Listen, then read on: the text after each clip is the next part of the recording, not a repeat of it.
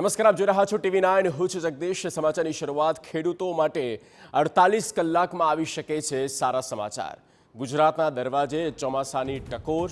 આગામી 24 થી 48 કલાકમાં ગુજરાતમાં ચોમાસાની એન્ટ્રી પાક્કી હોવાનું મનાઈ રહ્યું છે.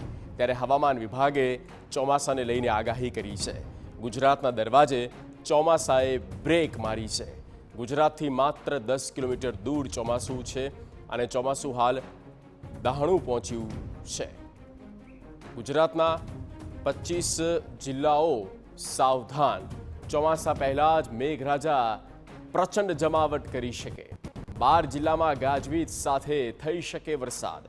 13 જિલ્લામાં હળવા મધ્યમ વરસાદની આગાહી. દક્ષિણ ગુજરાત અને ઉત્તર ગુજરાતમાં ભારે વરસાદની આગાહી.